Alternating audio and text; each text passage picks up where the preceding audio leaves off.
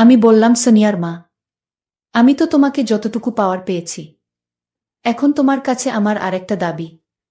তুমি যদি তোমার মেয়ে সোনিয়াকে আমার সাথে একটি বার সুযোগ দাও, তাহলে আমি যে তোমার কাছে 2 লাখ টাকা পাব, সেই টাকা আর দেওয়া লাগবে না। আমি সব টাকা তোমাকে মাফ করে দিব। তারপর সোনিয়ার মা আছিয়া বেগম বলল, জোহালা ভাই, আপনি এসব কি বলছেন? আপনি আমার সাথে যা মন চায় তা করেন। আপনি আমার কাছে টাকা পাবেন বলেই আমি সুযোগ দেই। কিন্তু তাই বলে আমার মেয়ের সাথে, আমার মেয়ের দিকে আপনার কিভাবে নজর পড়ল? ও তো আপনার মেয়েরই মতো। তারপরেও জোহালা কিছুতেই মানছিল না। অবশেষে 2 লাখ টাকা শোধ করতে আমি মা হয়ে আমার মেয়ে সোনিয়াকে একবারের জন্য জোহালার কাছে পাঠালাম। তারপর জোহালা আমার মেয়ের সাথে যা করল, তা শুনলে বন্ধুরা তোমাদের মাথা গরম হয়ে যাবে। বন্ধুরা, গল্পটি অনেক অনেক ইন্টারেস্টিং। গল্পটি শোনার জন্য তোমাদের সকলের প্রতি আমার বিশেষ অনুরোধ রইল। বন্ধুরা, তোমাদের নিকট আমার ছোট্ট একটি অনুরোধ, তোমরা দয়া করে আমার চ্যানেলটি সাবস্ক্রাইব করে আমাকে সাপোর্ট করবা। হ্যালো বন্ধুরা, আমি রাইসেল জুহালা। আমি একজন গ্রাম্য ডাক্তার। আজকাল যে দিন পড়েছে, জিনিসপত্রের যে দাম, ডাক্তারি করে সংসার চালানো খুব কঠিন হয়ে পড়েছে। তাই ভাবলাম, বহুদিন ধরে ডাক্তারি করছি, এতদিনে আমি যা কামিয়েছে তার কিছু টাকা আমি সঞ্চয় হিসেবে রেখে দিয়েছিলাম। এখন ভাবলাম, যদি ওই সমস্ত টাকা আমি গ্রামের বিধবা মহিলা অথবা বেকার মানুষদের মধ্যে সুদে লেন দেই, তাহলে তারাও চলতে পারবে, আর এদিকে আমিও মোটামুটি স্বাবলম্বী হতে পারব। এই সব চিন্তা করে আমি গ্রামের বিধবা মহিলাদেরকে টার্গেট করে লেন দেওয়া শুরু করি। আমি গ্রামে বাস করতাম। যেহেতু আমার পেশা দুইটা, একটা হচ্ছে ডাক্তারি, আর একটা হলো সুদে টাকা লেন দেওয়া। ডাক্তারির পাশাপাশি আমি সুদের ব্যবসাও করি। গ্রামে অনেক লোক আর বিধবা মহিলাদের কাছে সুদে টাকা লেন দেই। এভাবে প্রায় 20 লাখ টাকার মতো আমি গ্রামের মানুষের মধ্যে লোন দিলাম। ডাক্তারির পাশাপাশি আমার সুদের ব্যবসাটাও খুব ভালোই চলছিল। কিন্তু বছরখানেক যেতেই আমার কপালে জুটল এক পিছলা মহিলা, মানে পিছলা ক্লায়েন্ট। ঋণ নেওয়ার সময় আমার কাছ থেকে কাকুতি মিনতি করে ঋণ নিয়েছিল। বাদ দেওয়ার সময় কত কাহিনী। মহিলাটির স্বামী মারা গেছে অনেক আগেই। শুনেছি তার মেয়ের যখন বয়স 6 বছর, তখনই ওই মহিলার স্বামী মারা যায়। তারপর ওই সন্তানের কথা চিন্তা করে আর বিয়ে শাদী বসে নাই। এখন তার মেয়ের বয়স 15 থেকে 16। এভাবেই মেয়েকে নিয়ে কষ্ট করে চলছিল তার দিন। বিধবা মহিলাটা দেখতে হেব্বি ছিল, অনেক সুন্দরী এবং লাবণ্যময়ী। তাকে দেখলেই আমার মতো 55 বছরের বয়সের লোকেরও মাথা নষ্ট হয়ে যায়। আর সবচেয়ে বড় কথা হলো, তার মেয়ের চেহারাটাও একেবারে মাশা আল্লাহ। গরিবের ঘরে এত সুন্দর মেয়ে জন্ম নেওয়া, এ যেন ঘুবরে পদ্মফুল। যাই হোক বন্ধুরা, আমি এই মহিলাকে প্রথমে ঋণ দিয়েছিলাম 50,000 টাকা। মহিলাটির নাম ছিল আছিয়া, তার মেয়ের নাম ছিল সোনিয়া। বেচারির স্বামী মারা যাওয়ার পর থেকে খুব কষ্টে দিন কাটতে শুরু করল। মেয়ে বড় হতে শুরু করল। মেয়ের পড়ালেখা আছে, অনেক টাকা পয়সারও প্রয়োজন। মেয়েকে বিয়ে দিতে হবে।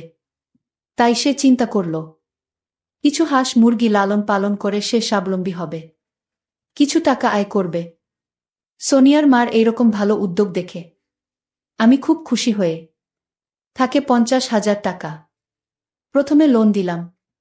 লোন পেয়ে সে আমার টাকাগুলো খুব ভালোভাবে কাজে লাগালো এবং সে সময় মতো ফেরত দিয়ে দিল। আর এদিকে সে যে হাঁস মুরগি ছাগল কিনেছিল, তা দিয়ে যে পরিমাণ ইনকাম হলো, তাতে তার একটা মূলধন বেড়ে গিয়েছিল। এভাবে তার সংসার খুব ভালোই চলছিল। সে তার হাঁস মুরগি গরু ছাগলের খামার আরও বড় করার জন্য সে চিন্তা করল, আমার কাছ থেকে সে 2 লক্ষ টাকা নিবে। এই চিন্তা ভাবনা করে সে আমার কাছে আসলো। আমি বললাম, সোনিয়ার মা, তোমাকে টাকা দিতে আমার কোনো আপত্তি নেই, কিন্তু তুমি সময় মতো ফেরত দিতে পারবা তো? সোনিয়ার মা বলল, জুহালা ভাই, আপনি কোনো চিন্তা কইরেন না। আমি আপনার টাকার সময় মতোই পরিশোধ করে দিব। আমি বললাম, আচ্ছা ঠিক আছে সোনিয়ার মা। তাহলে তুমি আগামীকালকে এসো। আগামীকালকে আমি তোমাকে 2 লক্ষ টাকার চেক দিয়ে দিবা। তুমি ব্যাংক থেকে টাকা উঠিয়ে নিতে পারবে না। সোনিয়ার মা আমাকে বলল, ভাইজান, আমি এইসব ব্যাংক ট্যাঙ্ক বুঝি না। আমি ব্যাংকের ঝামেলায় যাইতে চাই না। আপনি আমাকে নগদ টাকা দিয়ে দেন। আমি বললাম, আচ্ছা ঠিক আছে সোনিয়ার মা, তুমি আগামীকাল এসে নগদ টাকায় নিয়ে যেও, ঠিক আছে। তারপর সোনিয়ার মা চলে গেল। পরের দিন সকালে আমার কাছ থেকে 2 লক্ষ টাকা নেওয়ার জন্য সোনিয়ার মা আসলো। আমি বললাম, সোনিয়ার মা, টাকাটা কিন্তু অনেক বেশি। আর আমি 1 লক্ষ টাকার উপরে ঋণ দিলে সাধারণত কাগজপত্র করে দেই। জানোই তো সোনিয়ার মা, মানুষের হায়াত মুতের কথা বলা যায় না। তাই কাগজ করে টাকাটা দেওয়াই উত্তম। তুমি কি আমার সাথে কাগজ করে টাকা নিতে ইচ্ছুক? সোনিয়ার মা আমাকে বলল, ঠিক আছে ভাইজান, আমার কাগজ করে টাকা নিতে কেন সমস্যা নেই। সোনিয়ার মা আমাকে বলল, তবে এই কাগজে কি লেখা রয়েছে ভাইজান? আমি বললাম, এই কাগজে অন্য কোনো কিছুই লেখা নেই, শুধু লেন নেওয়ার শর্তবলী লেখা রয়েছে। সময় মতো পূরণ করতে পারলেই হবে। আমি বললাম, ঠিক আছে জোহালা ভাই, কোথায় সই করতে হবে আমাকে বলুন। তারপর সোনিয়ার মা দলিলে সই করে আমার কাছ থেকে 2 লক্ষ টাকা নিয়ে গেল। আমার কাছ থেকে 2 লক্ষ টাকা নিয়ে সে 2টি গরু কিনল, কিছু ছাগল এবং হাঁস মুরগি কিনে তার খামার শুরু করল। এইভাবে তার খামার ভালোই চলছিল। কিন্তু কিছুদিন যেতে না যেতেই ঘটল এক ভরদানের দুর্ঘটনা। হঠাৎ একদিন সোনিয়ার মার গোয়াল ঘর থেকে 2টি গরু চুরি হয়ে গেল। সোনিয়ার মার মাথায় তো আসমান ভেঙে পড়ল। এখন সে কি করবে? এসব যে তার ঋণের টাকায় কিনা, আমার কাছ থেকে লোন নিয়ে কেনা। সোনিয়ার মা খুব হতাশা হয়ে গেলেন। আর এদিকে আমিও আমার টাকা পাওয়ার জন্য বারবার তাগাদা দিতে শুরু করলাম। সোনিয়ার মা আমাকে বলল, জোহালা ভাই, কয়েকটা দিন অপেক্ষা করেন, আপনার টাকা নিশ্চয়ই দিব।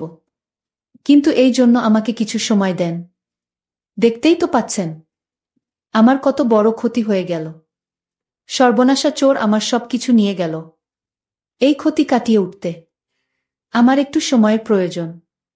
আমি বললাম, ঠিক আছে সোনিয়ার মা, আমি তোমাকে 1 মাস সময় দিলাম। 1 মাসের ভেতরে আমার সমস্ত টাকা লাভে আসলে দিয়ে দিতে হবে। কথাটা মনে থাকে যেন। সোনিয়ার মা বলল, ঠিক আছে জোহালা ভাই, আপনি কোনো চিন্তা করবেন না। আমি 1 মাসের ভিতরেই আপনার টাকা ফেরত দিব। তারপর আমি ওই মহিলার কাছ থেকে চলে আসলাম। 1 মাস পর আবার সোনিয়ার মার কাছে আমার পাওনা টাকার জন্য গেলাম। গিয়ে দেখি সোনিয়ার মা পিঠা বানাচ্ছে, পুলি পিঠা। আমি গিয়ে সোনিয়ার মার ঘরে বসলাম। সোনিয়ার মা আমাকে দেখে বলল, আরে জোহালা ভাই, কেমন আছেন আপনি? এই নেন পুলি পিঠা খান, অনেক মজা হয়েছে পুল পিঠাগুলো। তারপর আমি সোনিয়ার মার ঘরে কিছু পুলি পিঠা খেতে খেতে বললাম, সোনিয়ার মা, আজকে তোমাকে আমার টাকা দেওয়ার কথা ছিল, আমার টাকার কি করলা? সোনিয়ার মা আমাকে বলল, ভাইজান আগে পিঠা খান, তারপর বলছি। আমি খেয়ালিপনার ছলে বললাম। সোনিয়ার মাকে বললাম, সোনিয়ার মা, পিঠা খাইয়ে কি আমার টাকা শোধ করে দিবা নাকি? সোনিয়ার মা আমাকে বলল, আরে ভাই যান, আপনি কোনো চিন্তা করবেন না, আগে পিঠা খান, তারপর আমি বলছি। পিঠা খাওয়ার পর সোনিয়ার মা আমাকে বলল, জোহালা ভাই, আজকে টাকাটা মিল করতে পারি নাই, আপনি আমাকে আর কয়টা দিন সময় দেন। আমি বললাম, কি বলো? আর কত সময় দেব তোমাকে? আচ্ছা ঠিক আছে, তোমাকে আর 1 সপ্তাহ সময় দিলাম, তারপর আমাকে টাকাটা বুঝিয়ে দিতে হবে। কথাটা মনে থাকে যেন। সোনিয়ার মা বলল, আচ্ছা ঠিক আছে জোহালা ভাই, আপনি 1 সপ্তাহ পরে আইসেন। তারপর আমি 1 সপ্তাহ পরে আবার গেলাম। যাওয়ার পর ঠিক একই কথা যে, ভাইজান, আজকে টাকাটা মিল করতে পারি নাই। তারপর আমি বললাম, সোনিয়ার মা, আপনি আমার সাথে কি শুরু করছেন? আপনার কাজগুলা আমার কাছে মোটেই ভালো লাগছে না। আপনি আমাকে এভাবে ঘুরাইতেছেন কেন? সোনিয়ার মা আমাকে বলল, ভাইজান, সেই সর্বনাশা ছুড়ে তো আমার সবকিছু নিয়ে গেছে। আমার কাছে তো এখন কিচ্ছু নেই। এখন আমি কিভাবে আপনার টাকা শোধ করব? আপনি চাইলে অন্যভাবে আমার টাকা শোধ করতে পারেন। আমি বললাম, কি বলতে চাচ্ছেন আপনি? তখন সোনিয়ার মা বলল, এই যে আপনি আমার দিকে ভালো করে চেয়ে দেখুন। আমি আপনার জন্য আজকে খুব ভালো করে সেজেছি। চাইলে আপনি আমাকে আপনার মতো করে পেতে পারেন। জোহালা ভাই, আমার কাছে দেওয়ার মতো কিছুই নেই। তাই আমার নিজেকেই আপনাকে সঁপে দিলাম। সোনিয়ার মার মুখ থেকে এরকম ধরনের কথা শুনে আমার মাথার ভিতর শয়তানি বুদ্ধি কাজ করতে শুরু করল। ভাবলাম, সুদের টাকা হয়তো না পেলে না পাবো, কিন্তু শুধু সুদের টাকার বিনিময়ে আমি সোনিয়ার মার সাথে একটু আনন্দ করতে পারলে ক্ষতি কি? জীবনে অনেক টাকা কামাই করেছি। সোনিয়ার মার মতো এই রকম একটা সুন্দরী মহিলা আমার কাছে স্বেচ্ছায় ধরা দিয়েছে। মনে ভাবলাম, জোহালা, এটা তোর কাছে সুবর্ণ সুযোগ। এই সুযোগ কাজে লাগা। আমি সোনিয়ার মার থেকে এই রকম প্রস্তাব পেয়ে মনে মনে খুব খুশি হলাম। তারপর আমি বললাম, সোনিয়ার মা, আমি তোমার প্রস্তাবে রাজি। তারপর সোনিয়ার মা আমাকে বলল, যদি তুমি আমার প্রস্তাবে রাজি থাকো, তাহলে আজকে রাতে আমাদের এখানে চলে আসবা। সকল সুদ একেবারে মিটিয়ে দিব। আর তুমি চাইলে আসলও মিটিয়ে নিতে পারবা। আমি বললাম, আসল কিভাবে মিটাবো? তারপর সোনিয়ার মা বলল, তুমি আসলেই বুঝতে পারবে। তারপর সেই দিন রাতে, বন্ধুরা, আমি সোনিয়ার মার কাছে গেলাম। সোনিয়ার মা এত সুন্দর করে সেজেছিল, যা বলাই বাহুল্য। মনে হয়েছিল আমার কাছে ইন্ডিয়ান কোনো নায়িকা বা কোনো একটা রূপকথার পরী। তাকে দেখি আমি তাসটি খেয়ে গেলাম আর বলতে লাগলাম, সোনিয়ার মা, এত রূপ তুমি এতদিন কোথায় রেখেছিলে? কোথায় লুকিয়ে লিখেছিলে? তোমার এত রূপ আগে জানলে আমি আরো আগেই পাগল হয়ে যেতাম। তারপর আমি সোনিয়ার মার সাথে চলে গেলাম অন্য এক দুনিয়ায়, অন্য এক জগতে। হঠাৎ দরজায় নখ বাজতে শুরু করল। আমি ভাবলাম, এখন কে আসলো আবার? মনে মনে খুব ভয় পেয়ে গেলাম। দরজা খুলে দেখি সোনিয়া দাঁড়িয়ে রয়েছে। কি সুন্দর চেহারা! নবযৌবনপ্রাপ্ত একটি মেয়ে। তাকে দেখেও আমার লোভ লেগে যায়। আর সোনিয়ার মার সাথে যখন আমি অন্য একটি কাজে ব্যস্ত ছিলাম, তখন সোনিয়া এসে দেখে ফেলে। আমি আরো ভয় পেয়ে যাই। তারপর ভাবলাম, যেভাবেই হোক সোনিয়াকে আমার করে পেতেই হবে। আমাকে একটিবারের জন্য হলেও সোনিয়ার রূপ, সোনিয়ার সৌন্দর্য পেতে হবে। তারপর আমি সোনিয়ার মাকে বললাম, সোনিয়ার মা, তুমি যদি একটি কাজ করো, তাহলে আমি 2 লক্ষ টাকা সুদে আসলে তোমাকে ক্ষমা করে দিব। সোনিয়ার মা বল, জোহালা ভাই, কি কাজ? একটু বলেন তো দেখি। তারপর আমি বললাম, সোনিয়ার মা, আমি তো তোমাকে যতটুকু পাওয়ার পেয়েছি। এখন তোমার কাছে আমার আরেকটা দাবি। তুমি যদি তোমার মেয়ে সোনিয়াকে আমার সাথে একটি বার সুযোগ দাও, তাহলে আমি যে তোমার কাছে 2 লাখ টাকা পাব, সেই টাকা আর দেওয়া লাগবে না। আমি সব টাকা তোমাকে মাফ করে দিব।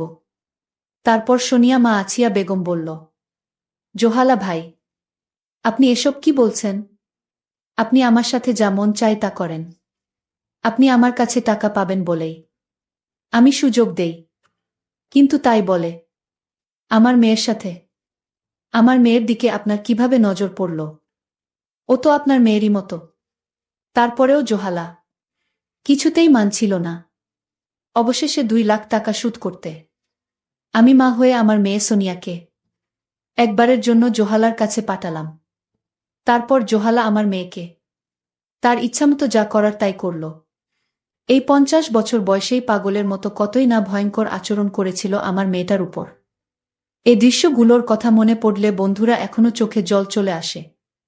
পরিশেষে বন্ধুরা, আমি তোমাদেরকে বলবো, বন্ধুরা, এই জগৎ সংসারে টাকাই সব কিছুর মূল। টাকার জন্য মানুষ সম্মানিত হয়। আবার এই টাকার জন্য মানুষ দুনিয়ার নিকৃষ্ট হয়ে যায়। নিজের ইজ্জত সম্মান বিক্রি করতেও দ্বিধাবোধ করে না। তাই আমাদের প্রত্যেকটি মানুষেরই উচিত সময়ের কাজ সময়ে করা, সময় মতো টাকা পয়সা রুজি করে ছেলে মেয়েদের ভবিষ্যৎ নিশ্চিত করে রাখা। বন্ধুরা, গল্পটি তোমাদের কেমন লাগলো অবশ্যই কমেন্ট করে জানাবে। বন্ধুরা, আজকে এই পর্যন্তই। আবারও আসবো তোমাদের মধ্যে নতুন কোনো গল্প নিয়ে। গল্পটি যদি তোমাদের ভালো লাগে তাহলে একটি লাইক দাও। প্রতিদিন আমি তোমাদেরকে এই রকম ইন্টারেস্টিং একটা করে নতুন গল্প উপহার দিব। তাই তোমাদেরকে অনুরোধ করে বলছি, তোমরা যদি এই রকম ধরনের ইন্টারেস্টিং গল্প পেতে চাও তাহলে দয়া করে আমার চ্যানেলটি সাবস্ক্রাইব করো। অবশেষে তোমাদের সকলের সুস্বাস্থ্য কামনা করি। ভিডিওটি দেখার জন্য তোমাদের সকলকে অসংখ্য ধন্যবাদ। হ্যালো বন্ধুরা, আপনারা আমার আগের গল্পের প্রথম পর্ব শুনেছিলেন, যেখানে বলা হয়েছিল আমার মায়ের মৃত্যুর পরে আমার ফুপি আমাদের বাড়িতে এসেছিলেন। এরপর তিনি বাবার অসহায়ত্ব দেখে আমাকে বাবার সঙ্গে বিয়ে করতে বলেছিলেন। এখন গল্পটি এখান থেকে এগিয়ে চলবে। যারা দেখেননি প্রথম পর্বের ভিডিও লিংক নিচে ডেসক্রিপশন বক্স এ পেয়ে যাবেন। আমি বললাম, না, এমনটা নয়। ছোটবেলা থেকেই আমি ভাবতাম বড় হয়ে এমন একজন জীবনসঙ্গী চাই যিনি বাবার মতোই হবেন। কিন্তু ভাগ্যের কি খেলা, আপনাকেই আমার জীবনসঙ্গী হিসেবে পেয়েছি। আমি আপনাকে খুব ভালোবাসি, বাবা। আমি চেষ্টা করব আপনাকে সবসময় সুখী রাখতে। বাবা শান্ত স্বরে বললেন, তোমার কথা ঠিকই আছে। আমি তোমার বাবা হলেও এখন থেকে আমাদের সম্পর্ক এক নতুন রূপ নেবে। কিছুদিন আগে পর্যন্ত যাকে বাবা বলে ডেকেছি তার ভূমিকা আমার জীবনে এখন বদলে যাচ্ছে। আমি ভেবেছিলাম তাকে বাবা বলেই ডাকব, কিন্তু আমাদের সম্পর্ক ধীরে ধীরে অন্য রূপ নিতে শুরু করেছে। আমি লাজুকভাবে বললাম, আমি চেষ্টা করব। তার মুখে আনন্দের ঝিলিক ফুটে উঠল। তিনি আমার মুখ তুলে বললেন, এবার নিজের মনে একটা বিষয় স্থির করে নাও। আমি এখন থেকে চাই তুমি আমাকে এমনভাবে ডাকো যেমন তোমার মা আমাকে ডাকতেন। আমি লজ্জা পেয়ে মৃদু হেসে বললাম, আমি চেষ্টা করব। আমার চোখে ধীরে ধীরে তার প্রতি এক নতুন দৃষ্টিভঙ্গি স্পষ্ট হচ্ছিল। আমাদের সম্পর্ক আর বাবা মেয়ের মধ্যে সীমাবদ্ধ থাকল না। আমি বুঝে গেলাম এখন থেকে তিনি আমার জীবনের নতুন এক অধ্যায়ের সঙ্গী হতে চলেছেন। তার চোখে আমার প্রতি এক গভীর দৃষ্টিভঙ্গি ছিল যা আমার মনে এক নতুন অনুভূতির জন্ম দিচ্ছিল। আমি নিজের লজ্জা লুকাতে ব্যস্ত হয়ে পড়লাম, কিন্তু ভেতরে ভেতরে এক অদ্ভুত উত্তেজনা অনুভব করছিলাম। যখনই আমাদের চোখে চোখ পড়ত আমি লাজুকভাবে চোখ সরিয়ে নিতাম, কিন্তু কিছু সময় পরে আবার তার দিকে তাকিয়ে দেখতাম তিনি মৃদু হাসছেন। এই মুহূর্তগুলো আমাদের মধ্যে এক নতুন ধরনের সংযোগ তৈরি করছিল। একদিন ছেলেমেয়েরা একটা জিনিস চাওয়ার জন্য জেদ করতে লাগল। বাবা তাদের সেই মুহূর্তে তা দিতে রাজি হলেন না। তখন দুই সন্তান আমার দিকে তাকিয়ে বলল, মা, তুমি এনে দাও না। আমি হেসে বললাম, ঠিক আছে, নিয়ে নিও। তারা খুশিতে উজ্জ্বল হয়ে উঠল। কিন্তু তখন ছোট মেয়ে বলল, থাক মা, বাবা রাগ করবেন। আমি হেসে বললাম, বাবা রাগ করবেন না, এবং বাবার দিকে তাকিয়ে একবার মৃদু হাসলাম। বাবা কিছু বললেন না, শুধু হাসলেন। আমাদের সম্পর্কের মিষ্টি মুহূর্তগুলো এইভাবে এগিয়ে চলছিল। পরে আমরা একটি আইসক্রিম কাউন্টারে গিয়েছিলাম। বাবা সবার জন্য আইসক্রিম আনলেন এবং আমাকে নিজ হাতে আইসক্রিম খাওয়াতে শুরু করলেন। আমি লজ্জায় একটু হেসে বললাম, এটা বেশ ভালো লাগছে। বাবা মজা করে বললেন, তোমাদের মেয়েদের তো ক্রিমি আইসক্রিমই বেশি পছন্দ। এবার থেকে তোমাকে প্রতিদিন ভালো মানের ব্ল্যাক চকোবার আইসক্রিম খাওয়াবো। বাবার কথার অর্থ বুঝতে পেরে আমি একটু লজ্জা পেলাম। তার চোখে মিষ্টি হাসি দেখে আমি বুঝতে পারলাম আমাদের মধ্যে এক নতুন ধরনের সম্পর্ক তৈরি হয়েছে। আমরা সেদিন অনেকক্ষণ ঘুরলাম এবং রাতে খাবার প্যাক করিয়ে বাড়ি ফিরলাম। বাড়িতে আমি খাবার গুছিয়ে সবাইকে ডাকলাম। বাবা বললেন, নিশি, তুমি এসো, একসঙ্গে খাই। আমি হেসে বললাম, আপনারা খান, আমি পরে খাবো। বাবা জোর দিয়ে বললেন, না, তুমি আমার সঙ্গে বসে খাবে। আমি খাওয়ার টেবিলে খাবার দিতে গিয়ে সামান্য ঝুঁকলাম, তখন আমার শাড়ির আঁচল একটু সরে গেল। আমি তাড়াতাড়ি ঠিক করে নিলাম। বাবা মৃদু হেসে বললেন, তুমি আসলেই সবকিছু এত যত্ন নিয়ে করো। সেদিন যখন বাবাকে দেখলাম তিনি আমার দিকে একদৃষ্টে তাকিয়ে আছেন, আমি লজ্জায় লাল হয়ে গেলাম। তার চোখ আমার চোখের সঙ্গে মিলতেই আমি মৃদু হেসে নিজের শাড়ির আঁচল ঠিক করে নিলাম। বাবা আমাকে পাশে বসতে বললেন, আর আমি কেন জানি না, না করতে পারলাম না। আমরা একসঙ্গে একই প্লেটে খেতে শুরু করলাম। এমন সময় বাবা চুপিসারে আমার হাতে খাবার দিলেন, আর আমিও তাকে খাইয়ে দিলাম। এই মুহূর্তগুলো যেন এক অদ্ভুত রোমান্টিক অনুভূতিতে ভরা ছিল। দুই সন্তান খুব ক্লান্ত ছিল এবং ঘুমে ঢুলছিল। আমি বললাম, আমি ওদের ঘুম পাড়িয়ে দিচ্ছি। তাদের শুইয়ে দিয়ে এসে দেখি বাবা এখনো বসে আছেন। আমি বললাম, আপনি একটু বিশ্রাম নিয়ে নিন। বাবা ঘরে চলে গেলেন, আর আমি রান্নাঘরে বাকি কাজ শেষ করতে ব্যস্ত হয়ে পড়লাম। রাত হয়ে গেল, বাবা ঘুমাননি। আমি বুঝতে পারছিলাম তিনি বারবার আমার কাছে আসার চেষ্টা করছেন। আমি ভাবলাম, বাবাকে 1 কাপ দুধ দিয়ে আসি। কিন্তু ঘরে গিয়ে বলবো নাকি এখান থেকেই জিজ্ঞেস করব, এ নিয়ে দ্বিধায় পড়ে গেলাম। অবশেষে বাইরে থেকেই ডেকে বললাম, শুনছেন রিঙ্কির বাবা, আপনার জন্য কি গরম 1 কাপ দুধ দেব? সেদিন অজান্তে প্রথমবার আমি তাকে রিঙ্কির বাবা না ডেকে শুনছেন বলে ডাকলাম, যেভাবে মা বাবাকে ডাকতেন। সেদিন যখন আমি বাবাকে ডাকলাম, তখন অজান্তে এমন কিছু বলে ফেলেছিলাম যা আমাকে লজ্জায় ডুবিয়ে দিল। আসলে আমি তাকে প্রথমবার স্বামী হিসেবে সম্বোধন করেছিলাম। নিজেই নিজের কথায় লজ্জিত হয়ে পড়েছিলাম। বাবা ভেতর থেকে মজা করে বললেন, প্রিয়াজি, কি জানতে চাইছেন? তার এমন কথা শুনে আমার লজ্জার দ্বিগুণ হয়ে গেল। কিছু বলতে পারলাম না। তখনই তিনি বাইরে এলেন। তার মুখে এক মিষ্টি হাসি ছিল। তাকে সামনে দেখে আমার হৃদস্পন্দন যেন দ্রুত হতে লাগল। আমি ঘাবড়ে গিয়ে এদিক ওদিক তাকিয়ে কোনোভাবে বললাম, ওই, আমি দুধ দিতে এসেছি। তিনি মুচকি হেসে আমার কানে ফিসফিস করে বললেন, প্রিয়াজি, আপনার আদেশ আমাদের মাথায়। আমরা তো আপনার সেবক। তার এমন মজার কথা শুনে আমি লজ্জায় রাঙা হয়ে গেলাম।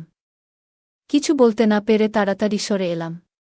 কিন্তু তার সেই কথাগুলো বারবার মনে পড়ছিল, আর আমি লজ্জায় আর আনন্দে মুচকি হাসছিলাম। আমি রান্নাঘরে গিয়ে 1 গ্লাস দুধ গরম করে তাকে দিলাম। তিনি বললেন, মনে হচ্ছে তুমি এতে চিনি দাওনি। আমি বললাম, না, দিয়েছি তো। তিনি গ্লাসটা আমার দিকে বাড়িয়ে বললেন, তাহলে নিজেই একবার চেখে দেখো। আমি একটু চেখে দেখে বললাম, চিনি তো ঠিকই আছে। তখন তিনি মুচকি হেসে বললেন, তোমার খাওয়ার পরেই এটা মিষ্টি হয়ে গেছে। তার এমন মজার কথা শুনে আমি এত লজ্জা পেলাম যে তাড়াতাড়ি নিজের ঘরে চলে এলাম। তার কথা মনে পড়তেই আবার মুচকি হাসি ফুটে উঠল। বাবা এতটা মজার হতে পারেন, তা আগে কখনো কল্পনা করিনি। ঠিক তখনই ফুপির ফোন এলো। আমি ফোন তুলে গল্প করতে লাগলাম। গল্পের মাঝখানে ফুপি জিজ্ঞেস করলেন, ভাবি, সব ঠিকঠাক তো? সেদিন আমি বাইরে গিয়ে ফুপির সঙ্গে কথা বলতে শুরু করলাম।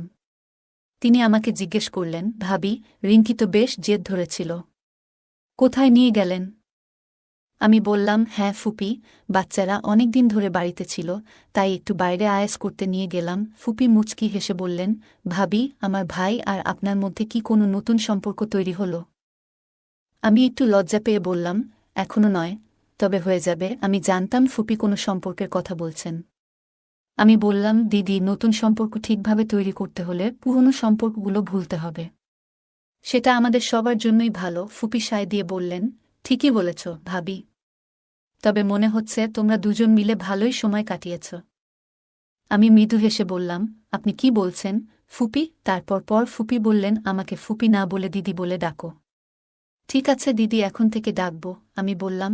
তখন দিদি আমাকে ঠাট্টা করে বললেন, ভাবি, আমার ভাই কি তোমার হাত ধরেছেন? আমি হেসে বললাম, উফ দিদি, আপনি কেমন কথা বলছেন? দিদি বললেন, তাহলে তুমি কিভাবে বুঝলে যে তিনি পুরনো সম্পর্ক ভুলে গেছেন? আমি বললাম, তেমন কিছু নয় দিদি। আমরা যখন বাইরে আইসক্রিম খেতে গিয়েছিলাম, তখন উনি বলছিলেন, তোমাকে রোজ আইসক্রিম খাওয়াবো, আর সেটা শুনে আমি বুঝে গিয়েছিলাম যে তিনি কোনো আইসক্রিমের কথা বলছেন। দিদি মজা করে বললেন, আহা ভাবি, সেটা তো আসল আইসক্রিম, চোকোবার, খুবই মজার জিনিস। এই কথা শুনে আমি লজ্জায় রাঙা হয়ে গেলাম এবং নিজের ঘরে ফিরে এলাম। বিছানায় শুয়ে তখনও ফুপি কথাগুলো কানে বাজছিল। আমি মনে মনে ভাবছিলাম, পাপা আমাকে সত্যি সত্যি চোকোবার খাওয়াবেন? তারপর নিজেই উত্তর দিলাম, কেন নয়? নিজের স্ত্রীকে না খাইয়ে আর কাকে খাওয়াবেন? আমি শুয়ে শুয়ে ভাবতে লাগলাম, দিদি কি পাপার সঙ্গে আমাদের সম্পর্কের কথা বলেছিলেন? পাপার আজকের আচরণ দেখে মনে হচ্ছে তিনি নিশ্চয়ই কিছু আলোচনা করেছেন। এত ভাবনার মাঝেও একটা প্রশ্ন আমাকে তাড়া করছিল, পাপা কি সত্যি আমাকে তার স্ত্রী হিসেবে ভাবতে শুরু করেছেন? সকালবেলা আমি বসে বসে ভাবছিলাম, পাপা কি সত্যিই আমাকে তাদের সন্তানদের মা হিসেবে দেখতে চান? কিছুক্ষণ চিন্তাভাবনার পর নিজেই উত্তর পেয়ে গেলাম। যদি সেটা না চাইতেন, তবে কেন বলতেন, আমাকে পাপা বলে ডেকো না? আমি তোমার বাবা নই, আমি তোমার সন্তানের বাবা। এটা পরিষ্কার ছিল যে তিনি আমাকে সন্তানদের মা হিসেবে দেখতে চান। পরের দিন সকালে বাচ্চারা স্কুলের জন্য তৈরি হয়ে বেরিয়ে পড়ল। পাপা তখনও ঘুমাচ্ছিলেন। আমি ভাবলাম কেন না বুয়াকে ফোন করে জেনে নিই তিনি পাপার সঙ্গে আমাদের বিয়ের ব্যাপারে কথা বলেছেন কিনা। আমার মনে নানা প্রশ্ন ঘুরছিল, তাই আর অপেক্ষা না করে ফোন করলাম। আমি বললাম, দিদি নমস্কার। বুয়া হাসতে হাসতে বললেন, কি ভাবি আবার বুয়া? ঠিক করে বলো। আমি একটু লজ্জা পেয়ে বললাম, সরি দিদি। দিদি বললেন, বলতো এত সকালে আমাকে কি মনে পড়ল? আমি বললাম, দিদি আসলে কিছু বুঝতে পারছি না কিভাবে আপনার সঙ্গে বলবো। দিদি মিষ্টি গলায় বললেন, ভাবি কি হয়েছে বলো তো। আমি বললাম, দিদি আপনার কি পাপার সঙ্গে কোনো কথা হয়েছে? দিদি মজা করে বললেন, কেন ভাবি এত তাড়াতাড়ি কিসের এত উৎসাহ? আমি লজ্জা পেয়ে বললাম, দিদি তেমন কিছু না। আমি জানতে চাইছিলাম আপনি কি তার সঙ্গে আমাদের সম্পর্ক নিয়ে কথা বলেছেন? দিদি বললেন, হ্যাঁ ভাবি, কথা তো হয়েছেই। তোমার কি মনে হয়? আমি তো জানতাম পাপা শুনেই খুশি হয়ে যাবেন। আমি অবাক হয়ে বললাম, তবে কি সত্যিই পাপা রাজি হয়েছেন? দিদি মুচকি হেসে বললেন, ভাবি তোমার কি মনে হয় পাপা না বলবেন? এই কথাগুলো শুনে আমার মন শান্ত হল। মনে মনে ভাবলাম, পাপা সত্যিই খুশি। হয়তো এটাই আমাদের নতুন জীবনের শুরু। দিদি বললেন, ভাবি এটা তো সম্ভবই নয় যে কেউ আমার ভাবির এই সম্পর্ককে প্রত্যাখ্যান করবে। আরে ভাবি, দাদা তো এত খুশি যে তা ভাষায় বোঝানো যাবে না। আর শোনো ভাবি, তোমাকে একটা কথা বলি, দাদা নিজেই আমাকে বলেছিল তোমার সঙ্গে কথা বলতে। বারবার আমাকে জিজ্ঞাসা করছিল, সত্যি করে বলতো প্রিয়া কি এই সম্পর্কে রাজি আছে? দিদি কথা শুনে আমি ভীষণ লজ্জা পেলাম। মনে হলো পাপা আমাকে তার জীবনসঙ্গী বানানোর জন্য এতটাই উদ্গ্রীব। এমন সময় পাপার গলা শুনে আমি বললাম, দিদি পরে কথা বলবো, এবং ফোনটি রেখে দিলাম। আমি তখন রান্নাঘরে ছিলাম। হঠাৎ পাপা এসে পিছনে দাঁড়ালেন। তিনি বললেন, প্রিয়া বলো তো, আমি কি তোমার একটু সাহায্য করতে পারি? আমি লজ্জায় কিছু বলতেই পারছিলাম না। শুধু বললাম, আমি করতে পারব। আপনি যান। পাপা হেসে বললেন, তাড়াতাড়ি তৈরি হয়ে নাও, আমরা বাইরে কোথাও ঘুরতে যাব। এটা বলেই তিনি চলে গেলেন। তার চলে যাওয়ার পর আমি একটু স্বস্তি পেলাম। আমার মনে হচ্ছিল এখন আর বেশি দিন নেই যখন আমার ঘরের ঠিকানা পাপার ঘরে বদলে যাবে। আমি যখন তৈরি হয়ে বাইরে বেরোলাম, তখন দেখি পাপার কাছে কারো ফোন এসেছে। সেই ফোন পেয়ে তাকে অন্য কোথাও কাজে যেতে হলো। আমি তখন জামাকাপড় বদলে গৃহস্থালির কাজে মন দিলাম। ঘর পরিষ্কার করার পর পাপার ঘরে তার কাপড় আনতে গেলাম। বিকেলে দরজার ঘণ্টা বাজল। আমি মনে মনে হাসতে হাসতে ভাবলাম তিনি এসেছেন, এবং দরজার দিকে ছুটে গেলাম। মনে হচ্ছিল বহুদিন পর যেন নিজের প্রিয়জনকে দেখব। দরজা খুলে দেখি সামনে পাপা নন, অন্য কেউ দাঁড়িয়ে। পাপার বদলে অন্য কাউকে দেখে আমার মুখ মলিন হয়ে গেল। আমি জিজ্ঞেস করলাম, জি আপনি কাকে খুঁজছেন? সামনের লোকটি বলল, ম্যাডাম কুরিয়ার আছে। এটি এই নামে পাঠানো একটি চিঠি। আমি বললাম, উনি তো এখন বাড়িতে নেই। ছেলেটি বলল, আপনি কে? আমি হেসে বললাম, আমি উনার স্ত্রী। এটা বলতে গিয়ে আমার মনে একটু অন্যরকম আনন্দ হচ্ছিল। জীবনে প্রথমবার কাউকে বললাম যে আমি পাপার স্ত্রী। কিছুক্ষণ পর পাপা বাড়ি ফিরলেন। হয়তো কোনো জরুরি কাজ ছিল যে কারণে দেরি হয়ে গেল। উনি ফিরে এসে সোজা নিজের ঘরে গিয়ে ফ্রেশ হতে লাগলেন। এই ফাঁকে আমি খাবার টেবিলে সব প্রস্তুত করলাম। সব রেডি করার পর পাপাকে বাইরে থেকে ডাক দিলাম, শোনো রিঙ্কির বাবা, খাবার রেডি। একদিনের মধ্যেই আমি যেন মায়ের মতো কথা বলতে শিখে গেছি। এখন আমার আর মায়ের মধ্যে খুব বেশি পার্থক্য নেই। আমি ভাবছিলাম, যা কিছু আগে মায়ের ছিল, এখন সবই যেন আমার হয়ে গেছে। এই বাড়ির প্রতিটি জিনিস, বাচ্চারা, শোবার ঘর, এমনকি মায়ের জীবনসঙ্গীও। যে হৃদয়ে এতদিন মা বাস করতেন, এখন সেখানে আমি স্থান পেয়েছি। এমনকি বলা যায় আমি সেখানে পুরোপুরি জায়গা করে নিয়েছি। বাচ্চারা ও পাপা সবাই ডাইনিং টেবিলে চলে আসার পর পাপা মজা করে বললেন, কি খবর আমাদের নতুন সরকার? পাপার এমন কথা শুনে আমি লজ্জায় পড়ে গেলাম। আস্তে করে বললাম, এই কি যে বলেন? পাপা হাসতে হাসতে বললেন, তাহলে আর কে হবে রিঙ্কির মা? এখন তুমিই তো সেই দায়িত্ব পালন করবে ম্যাডাম। আমি হেসে বললাম, হ্যাঁ হ্যাঁ করতে হবে তো। তারপর আমি কিচেনে খাবার আনতে গেলাম। আজকাল মনে হয় বাচ্চারা যেন আমারই সন্তান। তারা এমনভাবে আমার সাথে মিশে গেছে যেন আমি তাদের মা, বোন নয়। খাওয়া শেষে বাচ্চারা ঘরে চলে গেলে পাপা ঘরে যাচ্ছিলেন। আমি তাকে থামিয়ে বললাম, শুনুন তো। খামটা তার হাতে দিয়ে জানালাম, এটা সন্ধ্যায় কুরিয়ার থেকে এসেছে। পাপা বললেন, আমি বলেছিলাম বাড়িতে নেই, তাই স্ত্রীর হাতে দিয়ে যাও। স্ত্রী কি শব্দে আমি লজ্জায় লাল হয়ে কিচেনে চলে গেলাম। কিছুক্ষণ পর পাপা এসে বললেন, প্রিয়া, তোমার দিদির ফোন এসেছে। ফোন নিয়ে ঘরে গিয়ে দিদির সঙ্গে কথা শুরু করলাম। দিদি বলল, ভাবি নমস্কার। আমি হাসি দিয়ে বললাম, নমস্কার দিদি। দিদি মজা করে বলল, তোমার বিয়ে হলে তোমার পাপা খুশি। তিনি বললেন, নতুন ভাবির রান্না আর যত্নদারি দারুণ হবে। এই কথায় আমি হেসে ফেললাম। দিদি জানালো, তার বাচ্চারা জানে তাদের নতুন মা আমি। দিদির বয়স ৩-২, তার ২টি সন্তান রয়েছে, বাচ্চারা আমাদের মতোই। আমাদের ছাড়া তাদের তেমন কোনো অন্য আত্মীয় নেই। আমরা তাদের জন্য সবকিছু, আর তারা আমাদের জন্য, কারণ আমাদের সম্পর্ক নিয়ে কারো সন্দেহ করার সুযোগ নেই। কেউই আমাদের আসল সম্পর্কের কথা জানে না। দিদির সঙ্গে কথা বলে আমার খুব ভালো লাগছিল, এক ধরনের ঘনিষ্ঠতার অনুভূতি হচ্ছিল। তখনই দিদি জিজ্ঞেস করল, তুমি এখন রাতবেলা কি করছ? আমি হেসে বললাম, আমি বাসন মাজছি। এ কথা শুনে দিদি একটু রাগ করে বলল, তুমি এসব কেন করছ?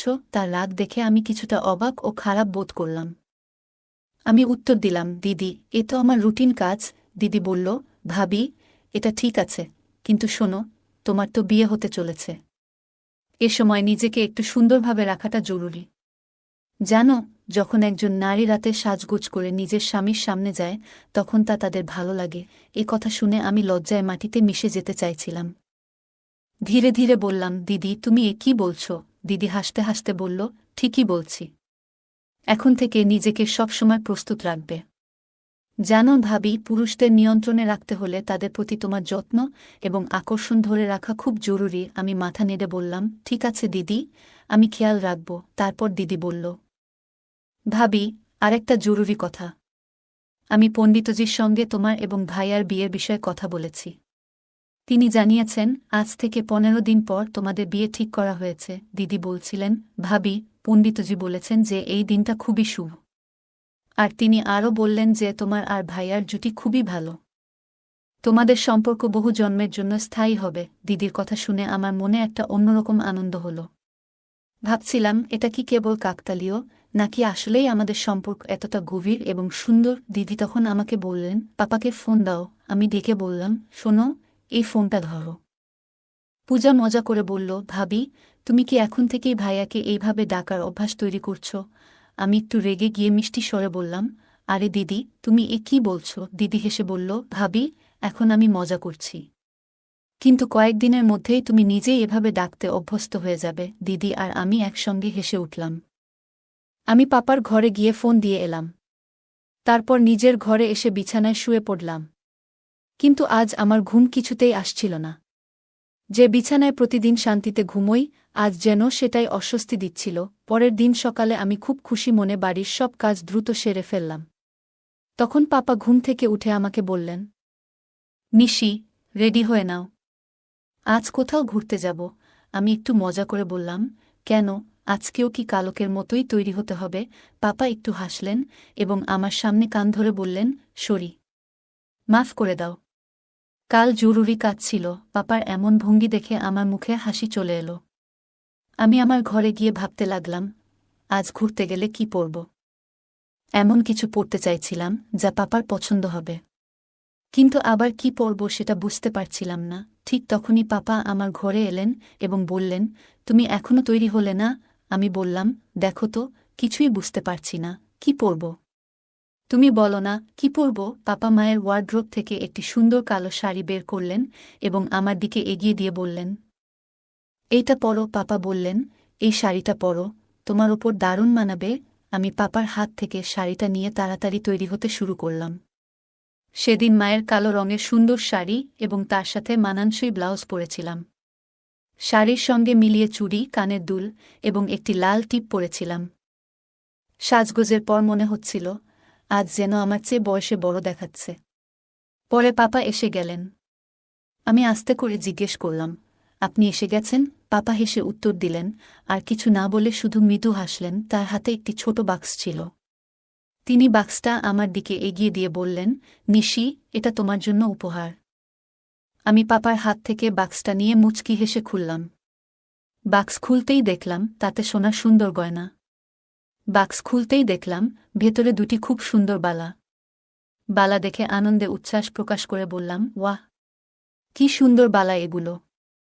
তারপর বললাম, আপনার জন্য একটু পানি নিয়ে আসি। পাপা আমাকে থামিয়ে বললেন, প্রিয়া, দিদির সাথে কি তোমার কথা হয়েছে? আমি বুঝতে পারছিলাম পাপা কি বিষয়ে জিজ্ঞেস করছেন, তবুও জিজ্ঞাসা করলাম, কোনো বিষয়ে পাপা? পাপা বললেন, পূজা কি তোমাকে কোনো তারিখের ব্যাপারে কিছু বলেছে?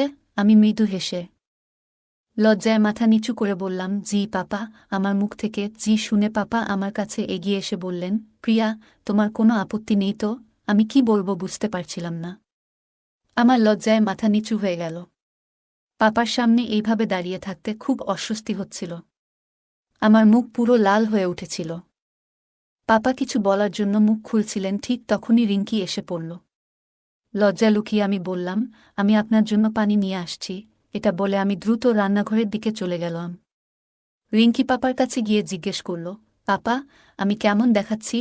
পাপা তাকে কোলে তুলে নিয়ে আদর করে বললেন, খুব সুন্দর দেখাচ্ছ। তখন রিঙ্কি বলল, আমি সুন্দর দেখাচ্ছি বলেই আপনি আমাকে কোলে তুলেছেন। তাহলে মাকে সুন্দর দেখাচ্ছিলেন, তখন কেন তাকে কোলে তুললেন না? আপনি কি মিথ্যা বলছেন যে মা সুন্দর? রিঙ্কির প্রশ্ন শুনে আমি লজ্জায় মাটির সঙ্গে মিশে যেতে চাইছিলাম। তাকে মৃদু বকাঝকা করে বললাম, তুই কি সব বলিস? যা, এখানে থেকে যা। পাপার দিকে তাকালাম। তিনি মুচকি হাসছিলেন। আমি আর তার চোখের দিকে তাকাতে পারছিলাম না। দ্রুত সেখান থেকে বের হয়ে এলাম। কিছুক্ষণ পর পাপাও তৈরি হয়ে বের হলেন। আমি তখনও তার চোখে চোখ রাখতে পারছিলাম না, কিন্তু পাপা আমার দিকে তাকিয়ে হাসছিলেন। তারপর আমরা সবাই বাজারে কেনাকাটার জন্য বের হলাম। আজ পাপার সঙ্গে বের হতে এক অদ্ভুত অনুভূতি হচ্ছিল। আজ শপিংয়ে যাওয়ার সময় মনে হচ্ছিল যেন পাপার সঙ্গে নয়, আমার নিজের স্বামী আর সন্তানদের সঙ্গে যাচ্ছি। আমরা একটি মলে গিয়েছিলাম, যেখানে পাপা আমার জন্য শাড়ি বেছে দিলেন এবং বিয়ের একটি সুন্দর পোশাকও পছন্দ করলেন। শপিং করতে গিয়ে আমি বুঝলাম, আমার এবং পাপার পছন্দ একেবারে মিলে যায়। যেই শাড়িটা আমার পছন্দ হয়েছিল সেটাই পাপারও পছন্দ। আমাদের পছন্দ এতটা মিলে যাওয়া দেখে মনে হচ্ছিল আমি সত্যিই পাপার জন্যই তৈরি হয়েছি। পাপা শাড়ির ব্লাউজগুলো খুবই সুন্দর ডিজাইন করে সেলাই করার জন্য দিয়ে দিলেন। এতে আমার কোনো আপত্তি ছিল না, কারণ এগুলো তো তাকে দেখানোর জন্যই পরব। আমরা বাইরে থেকেই খাওয়া দাওয়া সেরে বাড়ি ফিরে এলাম। রাতে নিজের বিছানায় শুয়ে পাপার কথা ভাবতে লাগলাম। আমার চোখে ঘুম ছিল না। তখন উঠে দেখলাম পাপার ঘরের লাইট জ্বলছে। ভাবলাম পাপাও হয়তো জেগে আছেন। হয়তো তারও আমার মতো ঘুম আসছে না, কারণ আমাদের বিয়ে হতে চলেছে। বিয়ের আগে কারি বা ঘুম আসে? সকালে আমি বাচ্চাদের স্কুলের জন্য প্রস্তুত করছিলাম। রিঙ্কি বায়না ধরল, মা, আজ তুমি আমাকে স্কুলে পৌঁছে দাও। বাড়ির কাজ থাকায় বোঝালাম, তুমি নিজে চলে যাও, কিন্তু সে জিদ ধরে বলল, পাপার সঙ্গে যাব। পাপা তখনও ঘুমাচ্ছিলেন। ঘরে গিয়ে ডাকলাম, শুনছ? উঠে বাচ্চাদের স্কুলে দিয়ে আসো। পাপা বললেন, ওরা তো ভ্যানে যাবে। আমি জোর দিয়ে বললাম, না, তোমাকেই যেতে হবে। পাপা কাপড় পরতে পরতে বললেন, যা হুকুম সরকার। এই কথায় আমি হেসে বললাম, তাড়াতাড়ি করো, দেরি হচ্ছে। আমি এখন পাপার সঙ্গে একজন স্ত্রীর মতোই আচরণ করছি, যেন বাড়ির সব দায়িত্ব আমার। পাপা বাচ্চাদের স্কুলে ছেড়ে যাওয়ার পর আমি ঘরের কাজে মন দিলাম। পাপার ঘর গুছাতে গিয়ে মোবাইল বেজে উঠল। দিদি ফোন করেছিল। দিদি হাসতে বললেন, ভাবি, ভাইয়াকে নিজের ইশারায় নাচানো শুরু করেছেন নাকি? আমি মুচকি হেসে উত্তর দিলাম, রিঙ্কি একটু জিদ করছিল তাই। পাপা ফিরে এসে বললেন, প্রিয়াজি, আজ একটু ঘুরে আসি। আমি রাজি হয়ে প্রস্তুতি নিতে গেলাম। হঠাৎ ভাবলাম পাপার পছন্দের পোশাক পরি। তাকে জিজ্ঞেস করলাম, কি পরব বলুন তো? পাপা আমার জন্য লাল শাড়ি বেছে দিলেন। তিনি আমার দিকে তাকিয়ে মুচকি হেসে ঘর থেকে বেরিয়ে গেলেন। আমি লাল রঙের শাড়িটি পরে নিলাম আর চুল খুলে রাখলাম, কারণ আমি জানি পাপা আমার খোলা চুল খুব পছন্দ করেন। আমি যখন বাইরে এলাম পাপা শুধু আমার দিকেই তাকিয়েছিলেন। আমি হাসতে হাসতে বললাম, এভাবেই দেখবেন নাকি চলবেন? পাপা হেসে বললেন, চলো, তবে আগে পাশে কিছু টাকা রেখে দাও। আমি জানতে চাইলাম, কত টাকা? পাপা বললেন, সরকার, আপনার ইচ্ছেন তোই রাখুন। শপিং তো আপনি করবেন, আমরা তো কেবল আপনার চাকর। মালকিনের কাছে এমন কিছু প্রশ্ন করার সাহস আমাদের নেই। পাপার কথা শুনে আমার গাল লজ্জায় লাল হয়ে গেল। আমি মুচকি হেসে বললাম, এই রকম কথা বলা আপনি শিখেছেন। তারপর আমি আলমারি থেকে কিছু টাকা নিয়ে পাপার সঙ্গে বেড়াতে বেরিয়ে পড়লাম। পাপা গাড়ি চালিয়ে শহরের বাইরে একটি নির্জন জায়গায় নিয়ে এলেন। সেখানে একটি পুরনো দুর্গ ছিল। পাপা বললেন, প্রিয়া, তোমার ছবি তোলার জন্যই এখানে নিয়ে এসেছি। আমি বললাম, এটা তো বাড়িতেও করতে পারতেন। পাপা হেসে বললেন, বাইরের সবুজের মধ্যে ছবি আরও সুন্দর আসবে। পাপার কথা শুনে আমি মৃদু হেসে বললাম, ঠিক আছে, চলুন। পাপা আমার কানের কাছে এসে ফিসফিসিয়ে বললেন, ভয় লাগছে না তো? আমি মুচকি হেসে বললাম, আপনি যখন পাশে আছেন তখন আর ভয় কিসের? পাপা বললেন, যে কেউ তোমার প্রেমে পড়তে পারে। আমি নিজেকে খুব ভাগ্যবান মনে করি যে তুমি আমাকে পেয়েছ। পাপার এই কথা শুনে আমি লজ্জায় চোখ নামিয়ে বললাম, কত মিথ্যে কথা বলেন আপনি। আমি এত সুন্দর নই, আমি খুব সাধারণ চেহারার মেয়ে। বাবা বললেন, চলো বাইরে একটু হাঁটি। আমি চুপচাপ সম্মতি দিলাম এবং বাইরে একটা আম গাছের দিকে ইশারা করলাম। আমরা গাছটার নিচে গেলাম। বাবা তখন মোবাইল বের করে বললেন, একটু দাঁড়াও, তোমার ছবি তুলতে চাই। আমি পোজ দিলাম আর বাবা ছবি তুললেন। ছবি তোলার সময় বাবা নিজেও কিছু পোজে আমার সঙ্গে ছবি তুললেন। হঠাৎ তিনি পকেট থেকে ছোট্ট একটা বাক্স বের করলেন। বাক্সটা খুলে দেখলাম একটা আংটি। বাবার চেহারায় তখন এক অদ্ভুত কোমলতা। তিনি বললেন, প্রিয়া, এই আংটি তোমার জন্য। আমি চাই তুমি এই সম্পর্ককে নতুনভাবে গ্রহণ করো। আমি হতভম্ব হয়ে দাঁড়িয়েছিলাম। বাবা আমার হাত ধরে আংটিটা পরিয়ে দিলেন। লজ্জায় আমি দৌড়ে চলে এলাম। বাবা আমার পেছন পেছন এলেন এবং বললেন, প্রিয়া, তোমার উপস্থিতি আমার জীবনে একটা নতুন অর্থ এনেছে। তোমাকে ছাড়া আমি আর এক মুহূর্ত থাকতে পারব না। এরপর আমরা অনেক কথা বললাম। কিছুক্ষণ পর বাবা বললেন, চলো, তোমার জন্য কিছু কেনাকাটা করি। আমরা বাজারে গিয়ে আমার জন্য সুন্দর কিছু পোশাক কিনলাম। বাবা বারবার বলছিলেন, তোমার মতো সুন্দর মেয়ে যদি সুন্দর পোশাক না পরে তাহলে কিভাবে হবে? আমি তার কথায় হাসলাম, আবার একটু লজ্জাও পেলাম। বাবার সাথে কাটানো প্রতিটি মুহূর্ত যেন বিশেষ হয়ে উঠছিল। বাবা বললেন, প্রিয়া, আমাদের বিয়ের পর তোমার পছন্দমতো নতুন ফার্নিচার কিনে তোমার জন্য নতুন ঘর সাজাব। এই কথায় আমি এক মুহূর্ত থেমে তাকে জিজ্ঞেস করলাম, তোমার কি মনে হয় আমি তোমার সঙ্গী হতে পারব? বাবা গভীরভাবে আমার চোখের দিকে তাকিয়ে বললেন, তুমি আমার জীবনের সবচেয়ে বড় প্রেরণা। বাবা বললেন, চলো, বাড়ির জন্য কিছু নতুন জিনিস কিনি। কেনাকাটা সেরে আমরা বাড়ি ফিরলাম। তখনই বাচ্চারা বাড়ি এলো আর আমি ঘরের কাজে ব্যস্ত হয়ে পড়লাম। হঠাৎ বাবার ফোনে কল এলে তিনি দেখা করতে বাইরে চলে গেলেন। আমি ঘর গুছানোর সময় ভাবছিলাম, এই বাড়ি এখন আমারও। পুরনো অ্যালবাম দেখতে গিয়ে বাবার সঙ্গে মায়ের একটি ছবি দেখে অদ্ভুত অস্বস্তি হল। মনে হল, বাবার পাশে থাকার অধিকার কেবল আমার। চিন্তা সরিয়ে রাতের খাবার তৈরি করতে লাগলাম। কিছুক্ষণের মধ্যেই বাবা ফিরে এলেন আর আমি খাবার টেবিল সাজালাম। আমি বাবাকে ডাকার জন্য তার ঘরে গিয়েছিলাম। তখন বাবা বললেন, নিশি, তোমার কেনা পোশাকগুলো পরে দেখেছ? মাপ ঠিক আছে তো? আমি লজ্জায় মুখ নামিয়ে বললাম, হ্যাঁ, সব ঠিক আছে। বাবা আবার বললেন, একবার পরে দেখো, ভালো লাগবে। আমি তখন মৃদু হাসলাম এবং বললাম, পরে দেখব। খাবার টেবিলে সবাই একসঙ্গে বসেছিলাম। বাবা মাঝে মাঝে আমাকে দিকে তাকিয়ে হাসছিলেন আর আমি লজ্জায় চোখ নামিয়ে নিচ্ছিলাম। সেদিনের পুরো সন্ধ্যাটা আমার কাছে বিশেষ হয়ে উঠেছিল। মনে হচ্ছিল আমাদের জীবনে এক নতুন অধ্যায় শুরু হতে চলেছে। রাতের খাবারের পর আমি বাচ্চাদের ঘুম পাড়িয়ে রান্নাঘরে কিছু কাজ গুছাতে গেলাম। হঠাৎ পেছন থেকে বাবার কণ্ঠ শুনতে পেলাম, নিশি, তুমি কি জানো তুমি কতটা বদলে গেছ? আমি ঘুরে তাকালাম এবং মৃদু হেসে বললাম, আপনার কথার মানে কি বাবা? বাবা বললেন, তোমার হাসি, তোমার যত্ন, এগুলো যেন আমার জীবনের সব ক্লান্তি মুছে দেয়। আমি লজ্জায় মাথা নিচু করে বললাম, আপনি এমন কথা বলছেন কেন? বাইরে রিঙ্কি যদি শোনে তাহলে কি ভাববে? বাবা আমার দিকে তাকিয়ে বললেন, তোমার উপস্থিতি আমার জীবনের সবচেয়ে বড় আশীর্বাদ। আমি আর কিছু বলতে পারলাম না, শুধু হেসে রান্নাঘরের কাজ চালিয়ে গেলাম। কিছুক্ষণ পর বাবা আবার বললেন, নিশি, জানো, আমি তোমার মতো জাদুকরি মেয়ে কখনো দেখিনি। তুমি আমার জীবনের সবকিছু পাল্টে দিয়েছ। এই কথা শুনে আমি লজ্জায় রান্নাঘর ছেড়ে বেরিয়ে এলাম। বন্ধুরা, আজকের গল্প এখানেই শেষ।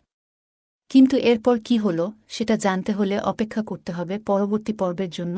যদি আপনারা বেশি করে কমেন্ট করেন যে পরের পর্ব চাই, তাহলে দ্রুতই আপলোড করে দেব। আমাদের চ্যানেলে আরও অনেক সুন্দর গল্প আপলোড করা আছে, সেগুলো দেখে আসতে পারেন।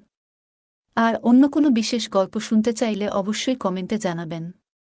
আপনাদের মতামত আমাদের কাছে অনেক মূল্যবান। গল্পগুলো ভালো লাগলে আমাদের চ্যানেলটি সাবস্ক্রাইব করুন এবং গল্পটি শেয়ার করতে ভুলবেন না। ধন্যবাদ। একদিন আমার কাছে 15 বছর বয়সী ছেলে এসে হাজির হল। সে এমন একটি ইচ্ছা প্রকাশ করল যা শুনে আমি কিছুটা অবাক হয়ে গেলাম। এত অল্প বয়সে এতটা সাহসের সাথে নিজের মনের কথা বলতে পারা সত্যিই অদ্ভুত ছিল। আমি ভাবলাম তার কম বয়স ও সরলতার কথা বিবেচনা করে আমি চুপ করে থাকাই ভালো মনে করলাম। তবে তখনকার পরিস্থিতি এমন ছিল যে আমার হাতে কিছুটা অর্থের প্রয়োজন ছিল। আমি মনে মনে ভাবলাম, এই ছেলেটি তো আমার কোনো বিপদ ঘটাতে পারবে না। বেশিরভাগ সময় এ ধরনের ব্যাপার 2-1 মিনিটের বেশি স্থায়ী হয় না। তাই আমার জন্য এটি একটি সুযোগ হতে পারে যেখানে আমি উভয় দিক থেকেই সুবিধা পেতে পারি। আমার নাম পূজা। আমি 26 বছরের একজন স্বাধীন ও আত্মনির্ভরশীল মেয়ে, দেখতে বেশ সুন্দর এবং আকর্ষণীয়। ছোট্ট একটি শহরে থাকি, যেখানে সবাই সবাইকে চেনে।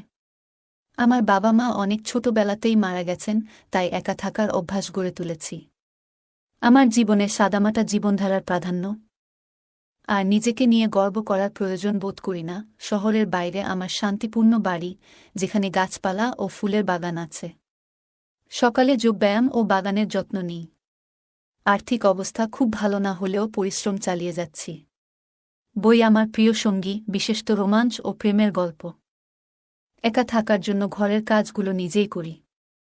সেদিন একটু গরম থাকায় দোপাট্টা পরিনি, এমন সময় দরজায় হালকা টোকা পড়ল। দরজা খুলতেই দেখি পাশের বাড়ির ছেলেটি, যার নাম রাহুল, দাঁড়িয়ে আছে। রাহুল মাঝে মধ্যেই আমার বাড়িতে আসে। আমাদের মধ্যে একটি ভালো বোঝাপড়া আছে। আমাদের বাড়ির আশেপাশে প্রায়ই একটি ছেলে ঘুরে বেড়াত, যার বয়স খুব বেশি হলে 15 বছর হবে। তার চোখে কৌতূহলের ঝিলিক ছিল, যা যেন অনেক কিছু বলতে চাইছিল কিন্তু প্রকাশ করতে পারছিল না। একদিন সে এসে বলল, দিদি, আপনার কাছে আমার কিছু দরকার। আমার তার চোখে এমন এক ধরনের উজ্জ্বলতা ছিল যা কিছু লুকানোর চেষ্টা করছিল। আমি তাকে ঘরে আসতে বললাম এবং জিজ্ঞাসা করলাম, তোমার কি প্রয়োজন? ঘরে ঢোকার পর আমি তার চোখে কিছুটা অদ্ভুত এক ঝিলিক লক্ষ্য করলাম। সে আমার দিকে এমনভাবে তাকাচ্ছিল যেন কিছু বলতে চাইছিল কিন্তু বলতে পারছিল না। তার দৃষ্টি বারবার আমার পোশাকের দিকে গিয়ে আটকে যাচ্ছিল, যা আমাকে কিছুটা অস্বস্তিতে ফেলে দিল। সৌজন্য বিনিময়ের পর সে বলল, আমি একা থাকি এবং আপনার সাথে একান্তে কথা বলতে চাই। আমি আপনাকে কোনো অসুবিধায় ফেলব না, বরং আপনার প্রয়োজন মেটাতে সক্ষম হব। আমি ছেলেটিকে মাথা থেকে পা পর্যন্ত একবার দেখে নিলাম। উচ্চতায় বেশ লম্বা হলেও বয়সে সে বেশ তরুণ। আমি তাকে বিনয়ের সাথে জানিয়ে দিলাম, তুমি এখনো খুব ছোট এবং আমি মনে করি না যে তোমার বয়স এই ধরনের কাজে উপযুক্ত। আমি এর মধ্যে নেই। কিন্তু সে হেসে বলল, আমি ছোটবেলা থেকেই অনেক অভিজ্ঞতা পেয়েছি, মাত্র 10 বছর বয়স থেকেই এই কাজ করছি। আমার কোনো পরিবার নেই, আমি একাই সবকিছু সামলাই। আমাকে বিশ্বাস করুন, আমি আপনাকে নিরাশ করব না, বরং আপনার প্রত্যাশা পূরণ করতে সক্ষম হব। তার কথা শুনে আমি সত্যিই অবাক হয়ে গেলাম। সেই ছোট্ট ছেলেটি একা একা এত কিছু কিভাবে বলতেছে বুঝতে পারছিলাম না। আমি জিজ্ঞেস করলাম, তোমার বাবা মা কোথায়? সে বলল, আমি একা, বাবা মা নেই। অনেক ঘুরে বেরিয়েছি, তবে এবার এই কাজ শুরু করেছি এবং ভালোই চলছে। এখন আমি কাজটা আরও বড় করতে চাই, তাই আপনার সাথে কথা বলতে এসেছি। যদি আপনি সাহায্য করেন তবে আপনার উপকারে আসব। তার এই কথা শুনে আমি অবাক হলাম। আসলে আমারও এমন একজন সহকারীর প্রয়োজন ছিল যে ছোটখাটো কিছু কাজ সামলে দেবে, আর সেও আমাকে এমন প্রস্তাব দিয়ে দিল। পরের কথাটা ছিল, যদি তার সাথে চুক্তি করি তবে প্রতি মাসে কিছু অর্থ পাব, যা আমার জীবিকার জন্য বেশ সহায়ক হবে। তবে এটাও ভাবলাম, যদি কোনো কারণে সে সময়মতো অর্থ দিতে না পারে তবে আমার জন্য সমস্যা হতে পারে। তবে সে ছিল মাত্র 15 বছরের এবং সহজেই তাকে আমার প্রয়োজন অনুযায়ী পরিচালনা করতে পারব। তাই নিজের সুবিধা বিবেচনা করে চুক্তি পাকাপাকি করলাম। আমিও একা ছিলাম, তাই দোকানটি তাকে ভাড়া দিয়ে দিলাম। সে বলল, দোকানেই সে থাকতেও চায়, কারণ তার আপনজন বলতে কেউ নেই। এতদিন রাস্তার উপর কাজ করত, এখন দোকানেই সেটি চালাবে। এতে আমারও আপত্তির কিছু ছিল না। ঠিক আছে, শুধু সময়মতো টাকা দিয়ে দিও, বললাম তাকে। এরপর সে দোকানে নারীদের ব্যবহারের কিছু জিনিসপত্র নিয়ে এসে সাজিয়ে রাখল। দেখতে পেলাম মাত্র কয়েক দিনের মধ্যেই তার কাজ বেশ ভালোই জমে উঠেছে।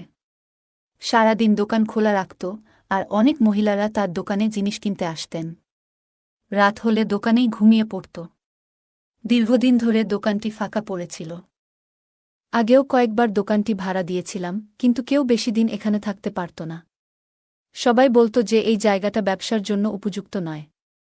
এমনকি ভেবেই নিয়েছিলাম এই দোকানটি আর কেউ ভাড়া নেবে না, কিন্তু এই ছেলে শুধু ভাড়াতেই নেয়নি, বরং দোকানটি চালিয়েও বেশ জমিয়ে তুলেছে। আশ্চর্যের বিষয় হল, সে দোকানে নারীদের জন্য জিনিসপত্র রাখত, আর মহিলারাই তার ক্রেতা হয়ে আসতেন। দোকানের কাজের পাশাপাশি সে আমার ছোটখাটো কাজগুলোতেও সহায়তা করত। বেশ কর্মঠ এবং বুদ্ধিমান ছিল সে। দোকানে আসা ক্রেতাদের প্রতি তার আচরণ বেশ সদয় ছিল, আর জিনিসপত্রগুলো সুশৃঙ্খলভাবে সাজিয়ে রাখত, যা আমাকে বেশ মুগ্ধ করেছিল। তার দায়িত্ববোধও সময়ের সাথে বেড়ে যাচ্ছিল। প্রতিটি জিনিস অত্যন্ত যত্ন সহকারে পরিচালনা করত, ক্রেতাদের সেবায় মনোযোগী ছিল, এবং তার কাজকর্মে ছিল এক ধরনের সততা ও পরিপাটি ভাব। সে নিয়মিত তার ব্যবসা উন্নতির দিকে নিয়ে যাওয়ার জন্য নতুন নতুন আইডিয়া নিয়ে আসত। নতুন কিছু কৌশল প্রয়োগ করেছিল, যার ফলে দোকানের বিক্রিও বাড়তে শুরু করে। কিছু সময় পর আমাদের মধ্যে বন্ধুত্ব গড়ে উঠল, আর আমার ছোটখাটো কাজে আমাকে সাহায্য করত।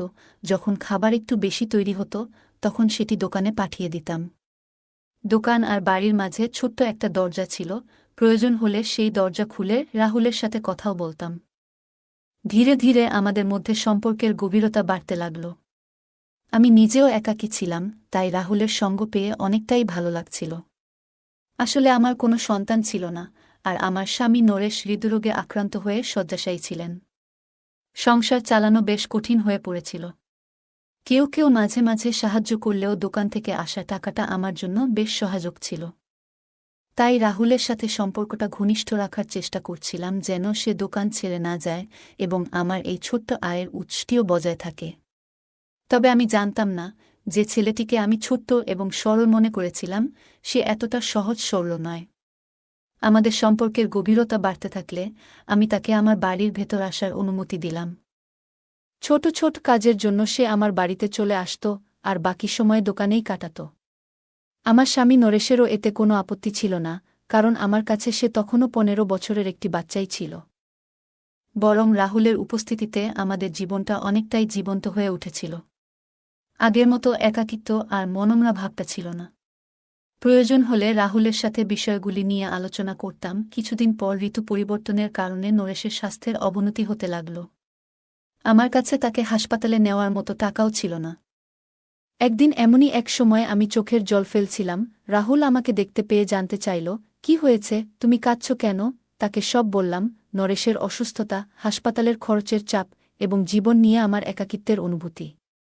একজন সন্তানের অভাব আমার জীবনের শূন্যতাকে আরও বাড়িয়ে তুলেছে। রাহুল আমার কথা শুনে মুচকি হেসে বলল, তাহলে সন্তান কেন নিচ্ছেন না?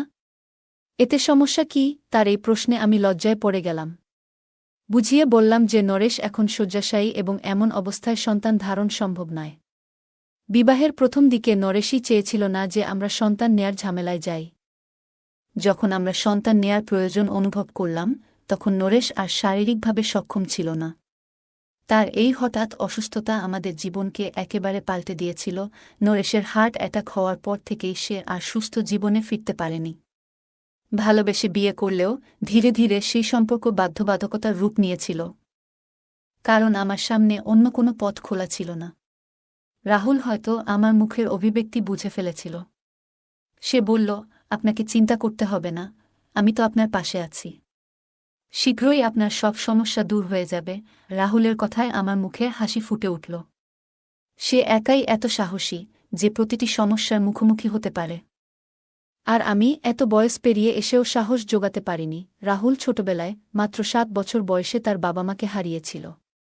তবুও সে জীবন সংগ্রামে হার মানেনি। নিজের পথ নিজেই তৈরি করেছে এবং পাশাপাশি নরেশেরও যত্ন নিতে শুরু করেছিল। রাহুলের সরলতা ও সাহসিকতা আমার মন ছুঁয়ে গেল। তার কথাগুলি আমাকে সামান্য হলেও স্বস্তি এনে দিল। সে আমার পাশে থাকার প্রতিশ্রুতি দিল এবং আমার একাকিত্বে সঙ্গী হওয়ার প্রস্তাব করল। এতে আমার মনে কিছুটা সাহস ফিরল। আমি বললাম, রাহুল, তোমার প্রতি আমি সত্যিই কৃতজ্ঞ। তোমার কথাগুলি যেন আমার জীবনে নতুন আশার আলো নিয়ে এসেছে। আমার কথায় সামান্য স্বস্তি হচ্ছিল। রাহুল বলল, জীবনে সমস্যা আসবেই, কিন্তু আমরা একসাথে সেগুলো পার করতে পারব। তোমার একা সবকিছু সামলানোর দরকার নেই। তোমার পাশে একজন সঙ্গী থাকা উচিত, আর আমি আছি তোমার সাথে।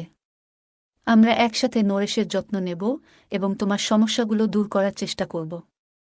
রাহুলের কথায় যে আন্তরিকতা ও সত্যতা ছিল তা আমাকে গভীরভাবে ছুঁয়ে গেল।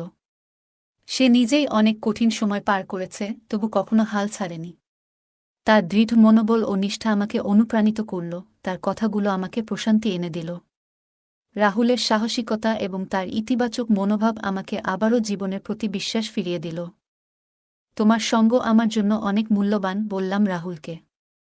কিন্তু তোমারও তো নিজের জীবন আছে, নিজের স্বপ্ন আছে। তোমার এত দায়িত্ব কাঁধে নেওয়ার প্রয়োজন নেই, বললাম তাকে চিন্তা ও সম্মানের সাথে। রাহুল শান্তভাবে উত্তর দিল, আমি অনেক কিছু হারিয়েছি পূজা, কিন্তু অনেক কিছু অর্জনও করেছি। জীবন পথ চলায় সব সময় সহজ হয় না, কিন্তু যখন আমরা অন্যের পাশে দাঁড়াই তখন এক বিশেষ ধরনের আনন্দ পাই। নরেশের যত্ন নেওয়াও আমার কাছে একটি দায়িত্ব, কারণ আমি জানি তিনি তোমার জীবনে কতটা গুরুত্বপূর্ণ। তার কথাগুলো শুনে আমি এক মুহূর্তের জন্য থমকে গেলাম। ভাবতে লাগলাম, কেউ কি সত্যিই এতটা নিঃস্বার্থভাবে সহায়ক হতে পারে? তবে এসব চিন্তা এড়িয়ে দিলাম। যখনই আমি কোনো কাজে বাইরে যেতাম, রাহুলই নরেশের পাশে থাকত এবং তার সঙ্গ দিত। তাদের মধ্যে ঠিক কী কথোপকথন হতো আমি জানতাম না। তবে আমাকে দেখলে রাহুল শান্ত হয়ে যেত। রাহুল প্রতিশ্রুতি দিয়েছিল সে আমার সকল অভাব পূরণ করবে। তার এ কথায় আমার মুখে হাসি ফুটে উঠেছিল। আমি সন্তানের অভাব অনুভব করছিলাম, আর এই শূন্যতা পূরণের ইচ্ছে আমার মধ্যে ছিল। তবে এই ইচ্ছা রাহুল কিভাবে পূরণ করবে সেটি আমার কাছে ছিল এক প্রশ্ন। তবুও তার আনন্দের জন্য আমি মনের কষ্টটা গোপন করে হাসি মুখে ছিলাম। কিছুদিন পর হঠাৎ করে আমার শারীরিক অবস্থা কিছুটা পরিবর্তন অনুভব করলাম। অসুস্থ হয়ে পড়লে রাহুলই আমাকে চিকিৎসকের কাছে যাওয়ার পরামর্শ দিল এবং অর্থ সহায়তাও দিল। চিকিৎসকের কাছে গেলে জানা গেল আমি গর্ভবতী। এটা শুনে যেন মাথার উপর আকাশ ভেঙে পড়ল। নরেশের স্বাস্থ্যের অবস্থা বিবেচনায় এটা কিভাবে সম্ভব? আমি কাপা হাতে রিপোর্ট নিয়ে বাড়ি ফিরলাম। ভয় নিয়ে নরেশকে বিষয়টি জানালে সে মুচকি হেসে বলল, এটা তো। নরেশ এসে বলল, সম্ভবত আমি এখন একজন সন্তানের বাবা হওয়ার জন্য প্রস্তুত। যদি ঈশ্বর আমাদের এই সুখবর দিয়ে থাকে, তাহলে একে হাসিমুখে গ্রহণ করো। নরেশের কথায় আমি অবাক হয়ে গেলাম। সত্যিই কি আমি নরেশের সন্তানের মা হতে যাচ্ছি? এটা বিশ্বাস করা কঠিন ছিল, কারণ তার স্বাস্থ্যের কোনো বড় উন্নতি দেখা যাচ্ছিল না। তবে আমি মেনে নিলাম যে হয়তো আমি নরেশের সন্তানের মা হতে চলেছি। এরপর থেকে নিজের যত্ন নিতে শুরু করলাম, আর রাহুলও এটা জানতে পেরে ভীষণ খুশি হল, যেন তার নিজেরই বাড়িতে নতুন অতিথি আসছে। দোকানের কাজ থেকে ফ্রি হলে রাহুল প্রায়ই আমাদের বাড়িতে চলে আসত।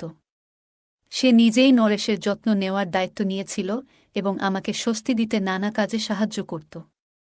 এমনকি আমার জন্য ফল ও জুস নিয়ে আসত। তার দোকানও ভালো চলছিল, আর দিনগুলো এভাবেই কেটে যাচ্ছিল। অবশেষে ৯ মাস পরে আমি একটি সুন্দর শিশুর জন্ম দিলাম। মজার বিষয় হল, শিশুটি আমার বা নরেশের মতো দেখতে নয়, বরং অনেকটা রাহুলের মতো লাগছিল। আমি কখনো শিশুর মুখের দিকে তাকাতাম, কখনো রাহুলের দিকে। হাসতে হাসতে রাহুল বলল, আপনি তো আমাকে এত দেখেছেন যে আপনার বাচ্চাটাও আমার মতো হয়ে গেছে। কথায় তো আছে, মা যদি গর্ভাবস্থায় কাউকে বেশি দেখে, সন্তানও অনেক সময় তার মতো দেখতে হয়। রাহুলের এই কথায় আমি লজ্জায় মাটিতে মিশে গেলাম। এত কম বয়সে তার এসব বিষয় জানা দেখে অবাক হলাম। আমার কোলে সন্তান আসায় আনন্দে আমার মন ভরে উঠল। বাড়িতে ফিরলে মনে হচ্ছিল জীবন যেন নতুন করে বেঁচে উঠেছে। কিন্তু সন্তান হওয়ার পর ব্যয় অনেক বেড়ে গিয়েছিল, আর বুঝতে পারছিলাম না কিভাবে সব সামলাব। তখন রাহুলই আমাকে সাহায্য করতে লাগল। সন্তানের খরচের দায়িত্বও সে নিয়েছিল। আমাদের জন্য সে মোটেই অপরিচিত ছিল না, আমি তাকে ছোট ভাইয়ের মতোই আপন ভাবতে শুরু করেছিলাম। তার জন্যই আমাদের অবস্থা এখন অনেক ভালো। ভাবলাম তাকে ছোট্ট একটা ধন্যবাদ জানানোর জন্য তার প্রিয় খাবারগুলো রান্না করে খাওয়াব। রাহুল আসার আগে বাচ্চাটিকে ঘুম পাড়িয়ে আমি রান্নাঘরে কাজে লেগে পড়লাম। কিছুক্ষণ পর রাহুল এলো, তার মুখে মিষ্টি হাসি। আমি তাকে সাদরে অভ্যর্থনা জানিয়ে খাবার পরিবেশন করলাম। রাহুল খেতে খেতে বলল, আপনি দারুণ রান্না করেছেন।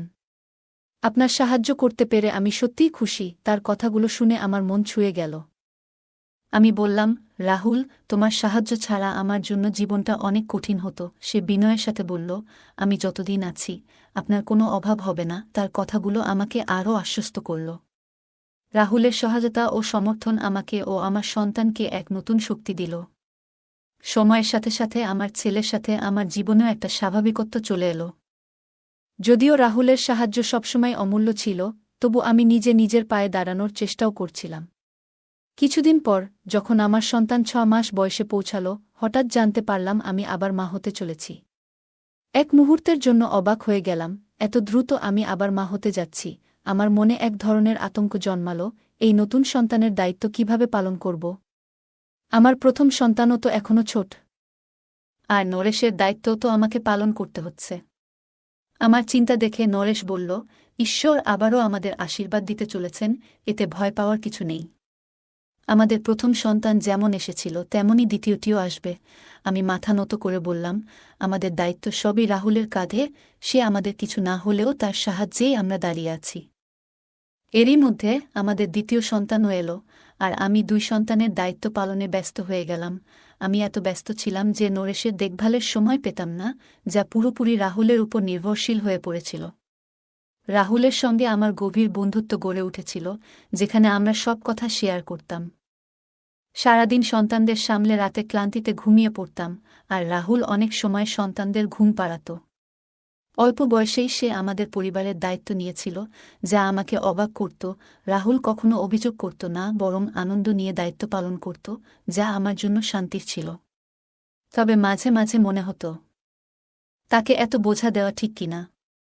একদিন রাহুল এসে বলল, আপনি আমাকে পর ভাববেন না, আমি সব করতে পারি। তার এই কথাগুলো আমাকে আশ্বস্ত করত। 3 সন্তানের মা হয়ে আমার জীবন বদলে গিয়েছিল, ভেতরের পুরনো খালি ভাবটাও মুছে গিয়েছিল। এই বাচ্চাগুলো আমাকে দাও, তুমি শান্তিতে ঘুমাতে পারবে, রাহুল হাসি মুখে বলল। আমি খুশি মনে বাচ্চাগুলো ওর হাতে তুলে দিলাম। সে প্রতিবারের মতো আমার জন্য দুধ নিয়ে এসেছিল। আমার দিকে দুধের গ্লাস বাড়িয়ে দিয়ে বলল, তোমার নিজের যত্ন নাও। আমি গ্লাস হাতে নিলাম আর তাকে ধন্যবাদ জানালাম। সে বাচ্চাদের নিয়ে চলে গেল। দুর্ভাগ্যক্রমে আমার হাত ফসকে গ্লাসটি পড়ে ভেঙে গেল এবং আমার কাজ বাড়ল। আমি তাড়াতাড়ি ঘর পরিষ্কার করলাম এবং ক্লান্ত শরীরে বিছানায় শুয়ে পড়লাম। কিছুক্ষণ পরেই আমার মনে হল, যেন কেউ আমার ঘরে এসে উপস্থিত হয়েছে। আমার শ্বাস বন্ধ হয়ে আসছিল। মনে হচ্ছিল কেউ ঘরে ঢুকে পড়েছে। হঠাৎ বোধ করলাম কেউ যেন আমার বিছানার কাছে এসে উপস্থিত হয়েছে।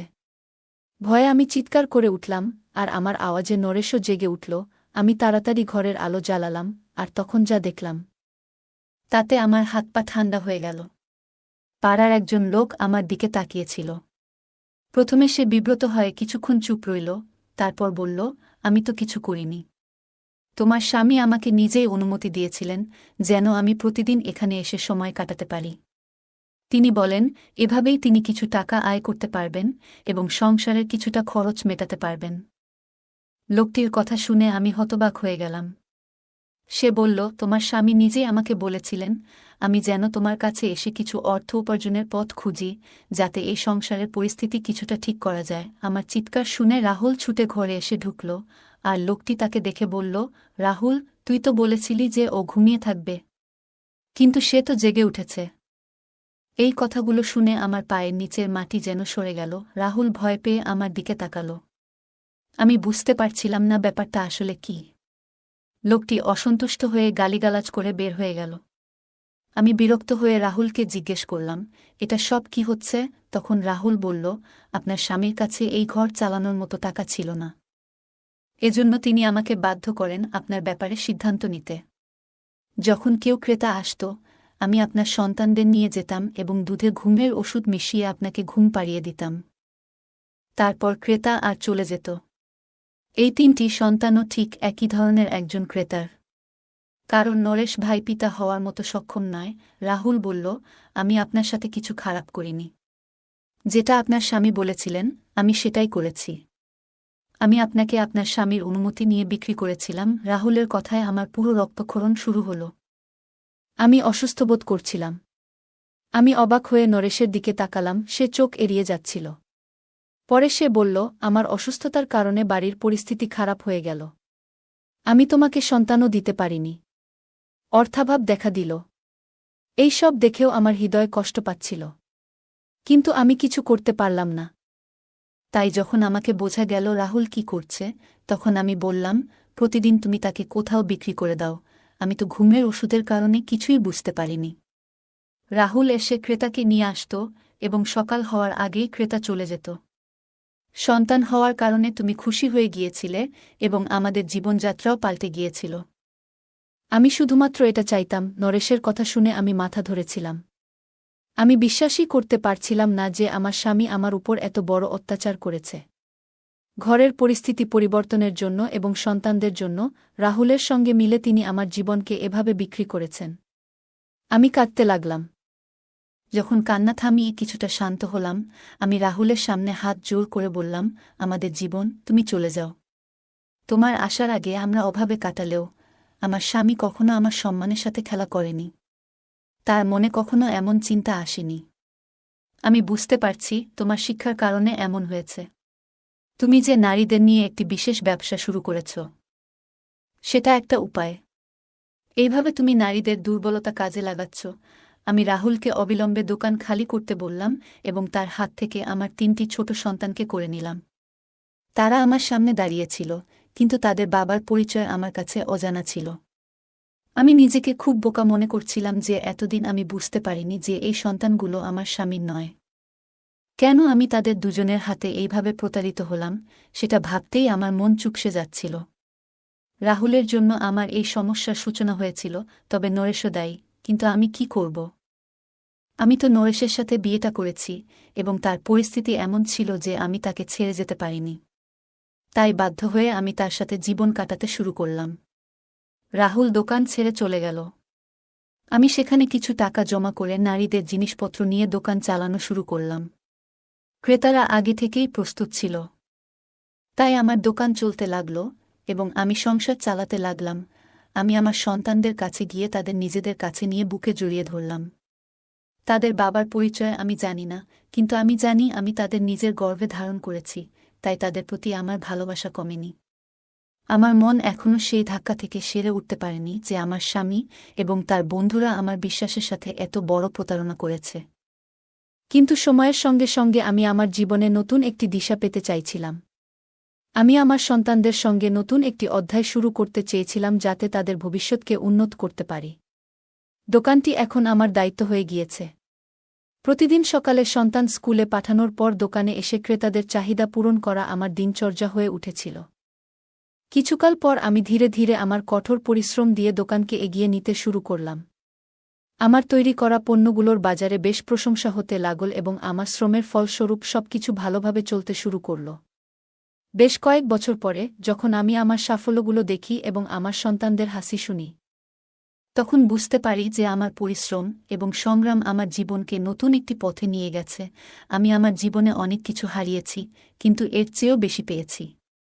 আমার সন্তান এখন আমার জীবনের সবচেয়ে বড় শক্তি। আমি তাদের যথাযথ শিক্ষা এবং ভালো মূল্যবোধ দেওয়ার চেষ্টা করছি। আমার এই জীবন কাহিনী কেবল আমার জন্যই নয়, বরং সকল নারীদের জন্য একটি অনুপ্রেরণা হয়ে উঠেছে যারা কষ্টের মধ্যে দিন কাটাচ্ছেন। আমি প্রমাণ করতে পেরেছি যে যদি দৃঢ় সংকল্প এবং কঠোর পরিশ্রম থাকে, তবে যে কোনো প্রতিকূলতা অতিক্রম করা সম্ভব। এখন আমি আমার জীবনকে নতুন স্বপ্ন ও আশা নিয়ে কাটাচ্ছি এবং আমার সন্তানেরাও তাদের পড়াশোনা ও ক্যারিয়ারে এগিয়ে যাচ্ছে। আমি তাদের প্রতিটি পদক্ষেপের সঙ্গী।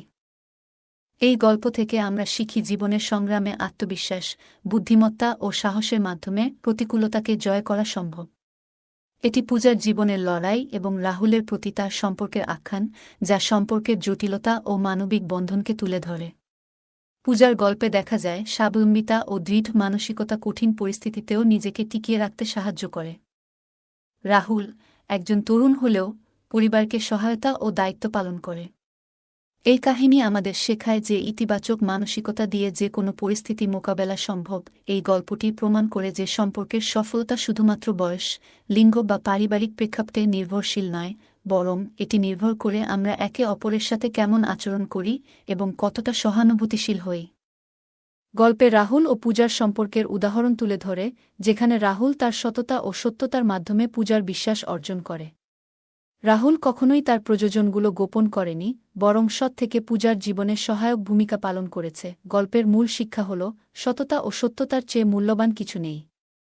রাহুল একসময় সমর্থনহীন জীবন কাটালেও পূজার সাহচর্যে জীবনের নতুন অর্থ খুঁজে পেয়েছে। তাদের সম্পর্কটি প্রমাণ করে যে সত্যিকারের বিশ্বাস ও ভালোবাসা থাকলে সম্পর্কের মধ্যে কোনো সন্দেহ থাকে না।